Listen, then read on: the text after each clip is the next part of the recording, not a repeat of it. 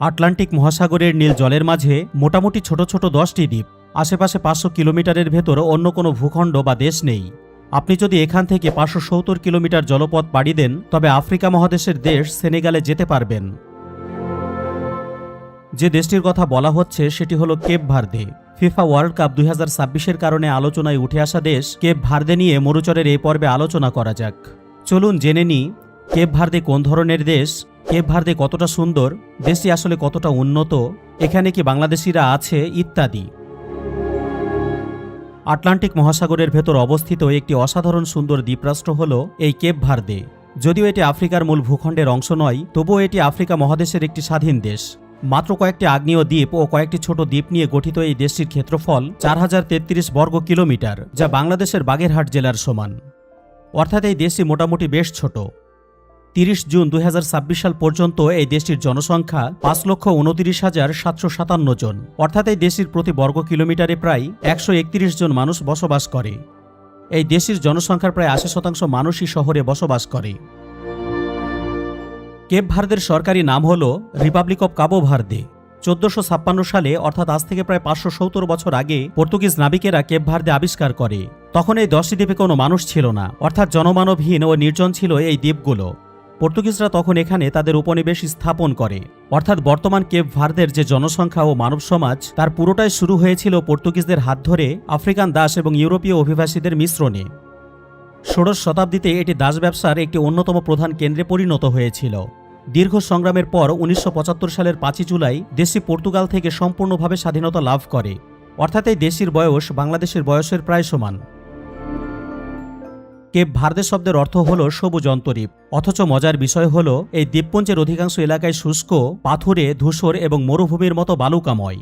আসলে পর্তুগিজ নাবিকেরা যখন এই দ্বীপগুলোকে আবিষ্কার করেন তখন তারা আফ্রিকার মূল ভূখণ্ডের সেনেগালের সবুজ উপত্যকা বা অন্তরীপের নাম অনুসারে এই দ্বীপপুঞ্জের নামকরণ করেছিলেন। কিন্তু নামের সাথে এখানকার ধূসর ও আগ্নেয় প্রকৃতির কোনো মিল পাওয়া যায় না। বিষয়টি কিছুটা আইসল্যান্ড এবং গ্রিনল্যান্ডের মতো। যেমন আইসল্যান্ডে আইস কম, গ্রিন বা সবুজ বেশি, অপরদিকে গ্রিনল্যান্ডে গ্রিন বা সবুজ কম কিন্তু আইস বেশি। যাই হোক, কেপ ভার্দের মানুষ মোটামুটি ধর্মীয়ভাবে 81.7% খ্রিস্টান, 15.6% নাস্তিক, 1.3% মুসলিম এবং 1.4% মানুষ অন্যান্য ধর্মে বিশ্বাসী।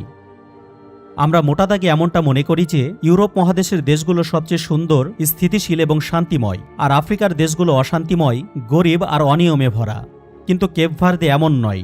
আফ্রিকার দেশ হয়েও কেপ ভার্দে বেশ শান্তিপূর্ণ ও রাজনৈতিকভাবে স্থিতিশীল। গণতন্ত্র, সংবাদ মাধ্যমের স্বাধীনতা এবং সুশাসনের ক্ষেত্রে এই দেশটি আফ্রিকার অনেক দেশের তুলনায় বেশ এগিয়ে। দেশটিতে অপরাধের হার তুলনামূলকভাবে অনেকটাই কম এবং মানুষের জীবনযাত্রার মানও আফ্রিকার গড় মানের চেয়ে ভালো। 1991 সালে বহুদলীয় গণতন্ত্র চালু হওয়ার পর থেকে এখানে অত্যন্ত শান্তিপূর্ণভাবে ক্ষমতার পরিবর্তন ঘটে আসছে। আন্তর্জাতিক সূচক অনুযায়ী এটি আফ্রিকার সবচেয়ে উদার, দুর্নীতিমুক্ত এবং গণতান্ত্রিক দেশগুলোর মধ্যে একটি। তাদের রাজনৈতিক স্থিতিশীলতা বিশ্বজুড়ে বেশ প্রশংসিত। আটলান্টিক মহাসাগরের মাঝে ইউরোপ, আফ্রিকা এবং আমেরিকা মহাদেশের সংযোগী স্থলে অবস্থিত হওয়ার কারণে কেপ ভার্দের সমুদ্র ও আকাশপথের একটি বড় ভূ রাজনৈতিক গুরুত্ব রয়েছে। কেপ ভার্দের রাজধানী এবং বৃহত্তম শহরের নাম হল প্রাইয়া, যা দেশের সবচেয়ে জনবহুল দ্বীপ সান্তিয়াগোতে অবস্থিত। সরকারি দপ্তর, সংসদ, বিশ্ববিদ্যালয়, আন্তর্জাতিক বিমানবন্দর এবং প্রধান সমুদ্র বন্দর সবই এই শহরকে কেন্দ্র করে গড়ে উঠেছে। দ্রুত নগরায়ন ও জনসংখ্যা বৃদ্ধির ফলে প্রাইয়া বর্তমানে দেশের সবচেয়ে ব্যস্ত নগরী। আধুনিক অবকাঠামো, সমুদ্র তীরের সৌন্দর্য এবং প্রাণবন্ত সংস্কৃতির কারণে এই দেশের অন্যতম গুরুত্বপূর্ণ পর্যটন কেন্দ্র হল এই প্রাইয়া। বিজ্ঞানী চার্লস ডারউইন যখন 1832 সালে তার বিখ্যাত জাহাজ HMS বিগল নিয়ে বিশ্ব ভ্রমণে বের হন, তখন তার যাত্রাপথের প্রথম বিরতি ছিল এই কেপ ভার্দের সান্তিয়াগো দ্বীপ। তিনি এখানে প্রায় 3 সপ্তাহ কাটান এবং এখানকার ভূতত্ত্ব, পাখি ও সামুদ্রিক জীব নিয়ে গভীরভাবে গবেষণা করেন। এই দ্বীপের অনন্য পরিবেশই ডারউইনকে তার বিখ্যাত বিবর্তনবাদ তত্ত্বের প্রাথমিক ধারণাগুলো নিয়ে চিন্তা করতে উদ্বুদ্ধ করেছিল।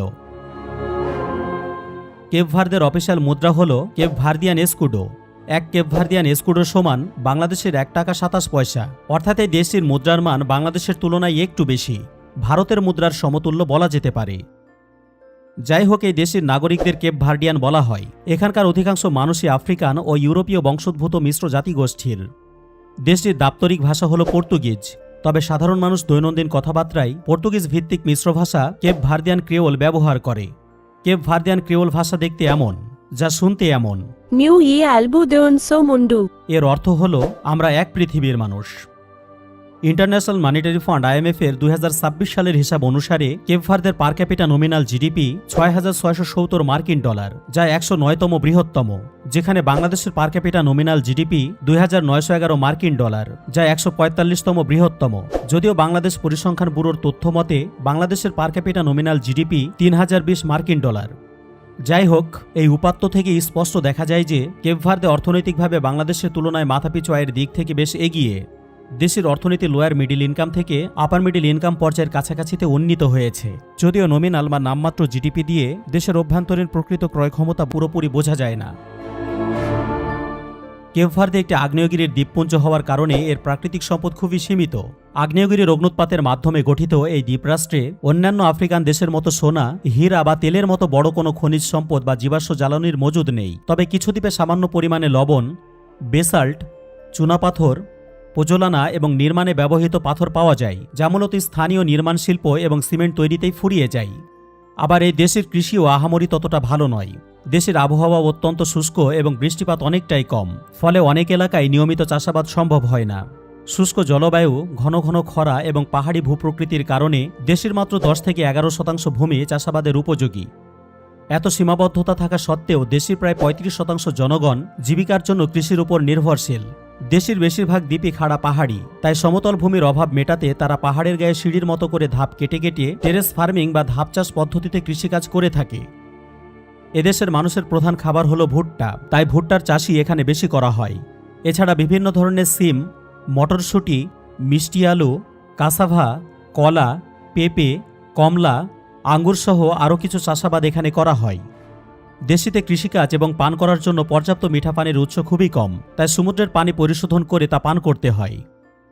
এখন প্রশ্ন হল, দেশটিতে প্রাকৃতিক সম্পদ অত্যন্ত কম, আবার কৃষি উৎপাদনও যথেষ্ট নয়। তাহলে দেশের অর্থনীতি কিসের উপরে টিকে আছে এবং দেশের মানুষ তাদের জীবনযাপনের রসদ কোথা থেকে পায়? কেপ ভার্দের অর্থনীতি মূলত সেবা খাতের উপর নির্ভরশীল। জিডিপির প্রায় 74% আসে এই সেবা খাত থেকে। দেশের অর্থনীতির প্রধান চালিকা শক্তিগুলো হল পর্যটন শিল্প। পর্যটন এই দেশের সবচেয়ে বড় আয়ের উৎস। কেপ ভার্দের ভৌগোলিক অবস্থান এবং আবহাওয়া বেশ মনোরম। সারা বছর চমৎকার রোদ, বিস্তীর্ণ নীল সমুদ্র সৈকত এবং শান্ত পরিবেশের কারণে এটি ইউরোপীয় পর্যটকদের কাছে অত্যন্ত জনপ্রিয় একটি ছুটির গন্তব্য।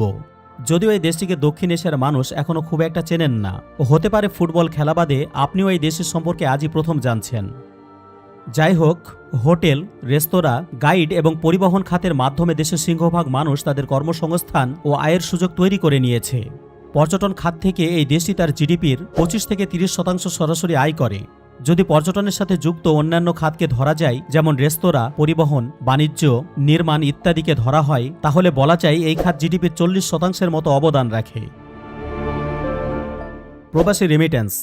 কেপ ভার্দের একটি অবাক করা বিষয় হল, দেশের মূল ভূখণ্ডে যতগুলো মানুষ আছে তার চেয়ে বেশি মানুষ দেশের বাইরে প্রবাসী হিসেবে আছে। বর্তমানে দেশটির জনসংখ্যা 5,30,000-এর মতো হলেও পর্তুগাল, যুক্তরাষ্ট্র, ফ্রান্স, নেদারল্যান্ডস, ইতালি ও ইউরোপের অন্যান্য দেশ মিলিয়ে প্রায় 10 লাখের মতো কেপ ভার্ডিয়ান বাস করেন। অতীতে বারবার খরা ও কর্মসংস্থানের অভাবে লাখ লাখ কেপ ভার্ডিয়ান জীবিকার তাগিদে এভাবে অন্য দেশে পাড়ি জমিয়েছে। এই বিশাল প্রবাসী জনগোষ্ঠী প্রতি বছর তাদের দেশে তাদের পরিবারের কাছে বিপুল পরিমাণ বৈদেশিক মুদ্রা পাঠায়, যা আজ দেশটির অর্থনীতির বড় চালিকা শক্তি। এই রেমিট্যান্সই দেশের মানুষের দৈনন্দিন জীবনযাত্রার ব্যয় এবং কেনাকাটার মূল যোগান দেয়। মৎস্য শিকার। কেপ ভার্দেতে কৃষিতে ঘাটতি থাকলেও চারপাশের মহাসাগর থেকে প্রচুর পরিমাণে মাছ, বিশেষ করে টুনা মাছ এবং বড় চিংড়ি ধরা হয়, যা তাদের প্রোটিনের প্রধান উৎস এবং স্থানীয় খাদ্য চাহিদার বড় অংশ মেটায়। সমুদ্র বেষ্টিত দেশ হওয়ায় এখানে মাছ ধরার জন্য প্রচুর জায়গা পাওয়া যায় এবং তা রপ্তানিও করা হয়। এছাড়া দেশের অত্যন্ত স্থিতিশীল গণতান্ত্রিক পরিবেশ এবং সুশাসনের কারণে ইউরোপীয় ইউনিয়ন, বিশ্বব্যাংক ও বিভিন্ন পশ্চিমা দেশ কেপ ভার্দেকে প্রচুর পরিমাণে আর্থিক অনুদান ও সহজ শর্তে ঋণ দেয়, যা দিয়ে তারা তাদের দেশের অবকাঠামোর উন্নয়ন করে। এভাবে বিভিন্ন উৎস হতে দেশটি তার অর্থ উপার্জন করে, এরপর জীবনযাপনের জন্য প্রয়োজনীয় রসদ অন্য দেশ থেকে আমদানি করে। কেপ ভার্দের মতো ছোট দ্বীপরাষ্ট্রগুলো আমদানির উপর নির্ভরশীল হওয়ার কারণে এখানে জীবনযাত্রার ব্যয় সাধারণত কিছুটা বেশি। কেপ ভার্দের জাতীয় ফুটবল দলের ডাকনাম হল ব্লু শার্ক বা নীল হাঙ্গর। দলটি আফ্রিকার অন্যতম দ্রুত উন্নতিকর ফুটবল দল হিসেবে পরিচিত। প্রায় 5,30,000 জনসংখ্যার এই ছোট্ট দ্বীপরাষ্ট্রটি চলতি ফিফা ওয়ার্ল্ড কাপ 2026-এ প্রথমবারের মতো খেলার যোগ্যতা অর্জন করে ক্ষান্ত হয়নি, বরং গ্রুপ পর্বে স্পেন, উরুগুয়ে এবং সৌদি আরবের মতো পরাশক্তিদের বিপক্ষে অপরিচিত থেকে ইতিহাস গড়েছে। ফলে রাউন্ড অফ 32 নকআউট পর্বে জায়গা করে নিয়েছে।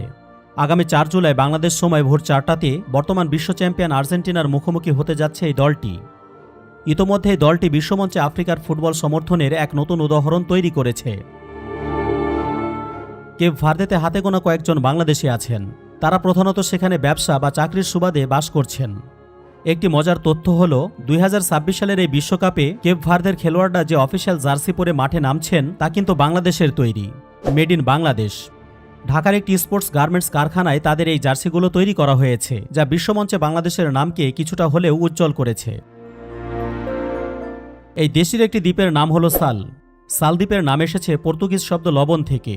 এই দ্বীপে পেদাদ্দো লুমু নামের একটি বিলুপ্ত আগ্নেয়গিরির জ্বালামুখ থেকে প্রাকৃতিকভাবে একটি বিশাল লবণের হ্রদ তৈরি হয়েছে। এই হ্রদের পানি সমুদ্রের পানির চেয়ে প্রায় 26 গুণ বেশি লবণাক্ত। এখানকার পানির লবণাক্ততা প্রায় মৃতসাগর বা ডেড সির লবণাক্ততার মতোই।